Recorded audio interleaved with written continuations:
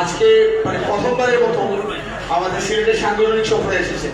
আমাদের মূল উদ্দেশ্য হচ্ছে এখানে আমাদের একটা জেলা এবং মহানগরের আমাদের যে কমিটিগুলো আছে বা যারা আরো আগামীতে আসবেন তাদের নিয়ে একটা সমন্বয় সভা করা।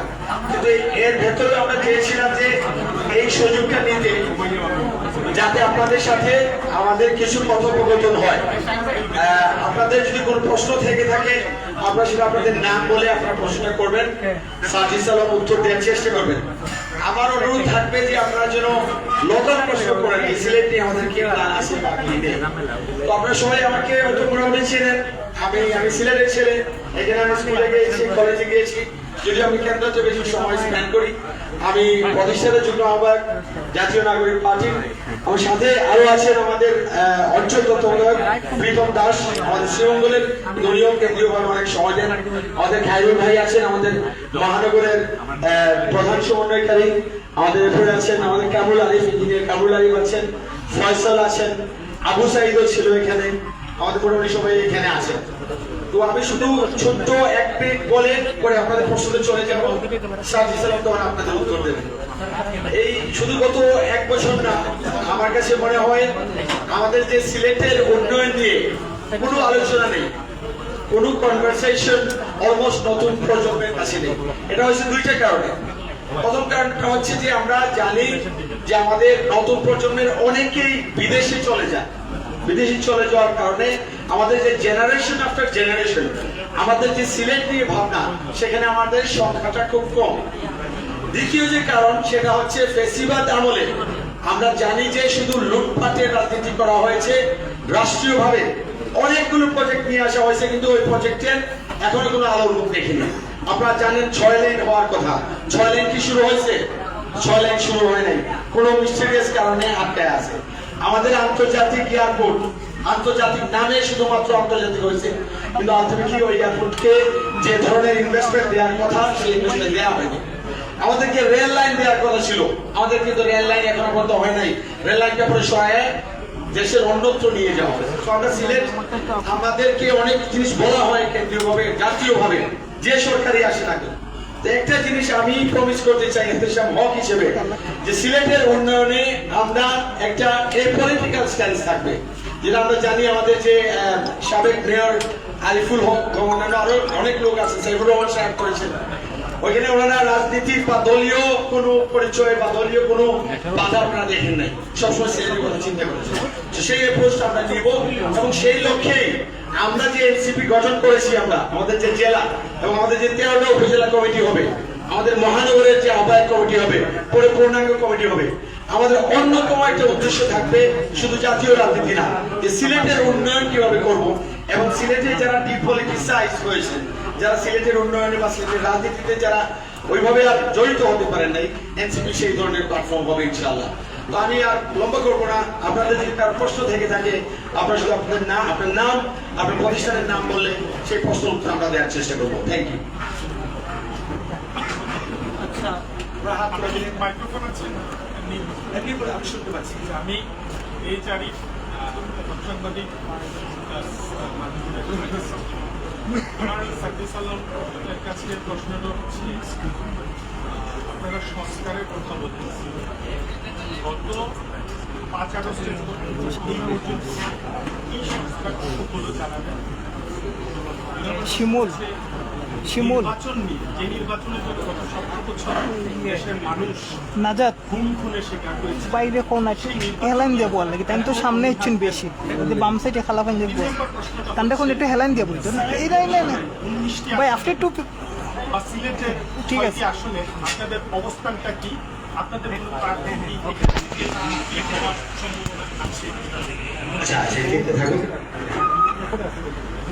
আসসালামু আলাইকুম। এসেছেন আজকে এখানে আমাদের বিভিন্ন ইলেকট্রনিক এবং প্রিন্ট মিডিয়ার ভাইরা বোনেরা, আপনাদের সবাইকে অসংখ্য ধন্যবাদ। আমরা মনে করি যে আপনারাই আমাদের বাংলাদেশের সামনের দিকে সঠিক পথে এগিয়ে নিয়ে যাওয়ার জন্য সবচেয়ে গুরুত্বপূর্ণ ভূমিকাটা পালন করতে পারেন। একজন ভাই 3টি প্রশ্ন করেছেন। প্রথম 2টি প্রশ্ন একটা প্রশ্নের সাথে আরেকটা সাংঘর্ষিক কোন জায়গাটা থেকে, এবং ওই প্রশ্নটা ভাইয়ের অবশ্যই এটা একটু বোঝা দরকার ছিল যে ওই প্রথম প্রশ্নটা উনি আমাদেরকে করতে পারেন না। কিভাবে আমরা কি কি সংস্কার করেছি, আমরা কেন সংস্কার করব? মানে আমরা তো সংস্কার করার অথরিটি না, আমরা অথরিটি হচ্ছে সাংস্কৃতিক দলের জায়গা থেকে হলো।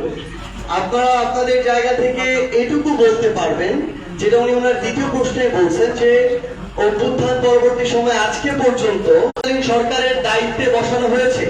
আমরা আপনাদেরকে বিনয়ের সাথে অনুরোধ করব, আপনারা হন কিংবা আপনাদের হাউসের অন্য কোনো আমাদের সংবাদকর্মী ভাইরা হন, বোনেরা হন, আপনারা অবশ্যই যখনই এমন কোন উপদেষ্টা কিংবা প্রধান উপদেষ্টার প্রেস ব্রিফিং আপনারা থাকবেন, আপনারা নির্দ্বিধায় এমন করে ভাইয়ের মতোই তাদের কাছে স্পষ্টভাবে জানতে চাইবেন যে এত বড় একটা রক্তক্ষয়ী অভ্যুত্থানের পরে তারা যে ওই উপদেষ্টা পদের চেয়ারটিতে বসলেন, এটা বসে 1 বছরে এই চেয়ারের সাথে তারা কতছে আপনাদের পক্ষ থেকে, বাংলাদেশের মানুষের পক্ষ থেকে, এনসিপির পক্ষ থেকে আমরাও জানতে চাই যে এই 1 বছর 1 মাসে একটা রক্তক্ষয়ী অভ্যুত্থানের পরে ওই পদগুলোতে বসে তারা কি কি সংস্কার করেছেন, এটা বাংলাদেশের মানুষের সামনে তুলে ধরতে হবে।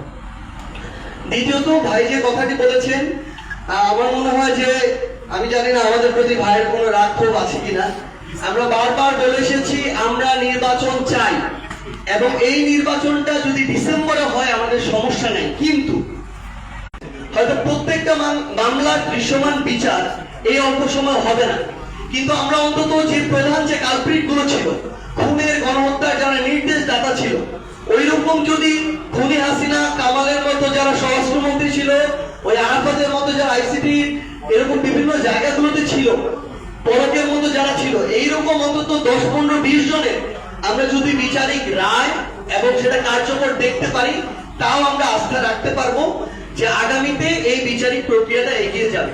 সো আমরা ওইটুকু চাই এবং আপনারা সবাই অলরেডি এটা আপনাদের জায়গা থেকে জেনে থাকবেন যে এই যে আমাদের জুলাই সনদ, এটা কোন প্রক্রিয়া হবে এটা নিয়ে কিন্তু বিস্তর আলোচনা চলছে এবং শেষ পর্যায়ে এক এটা গণপরিষদ নির্বাচনের মাধ্যমে নতুন সংবিধান, যেটা সবচেয়ে নির্বাচনের মুখোমুখি করবেন না, বরং আমরা মনে করি এখন অন্যান্য অনেকে যারা বিভিন্ন ভাবে নিজেদের এখন এক্সিস্টেন্সিয়াল ক্রাইসিস ফিল করছেন, তারা এই নির্বাচন নিয়ে ঘুরিয়ে পেঁচিয়ে কথা বলছেন, আমরা যেটাকে আমাদের জায়গা থেকে সমর্থন করি না।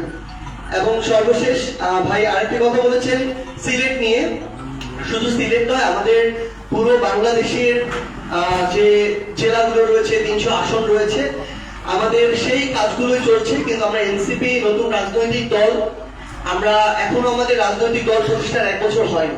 আমরা মনে করি আমরা একটা নির্বাচনে অংশগ্রহণ করি বা যে কোনো গণতান্ত্রিক প্রক্রিয়ায় যাই না কেন, তার আগে আমাদের ভিতটাকে শক্ত করতে হবে।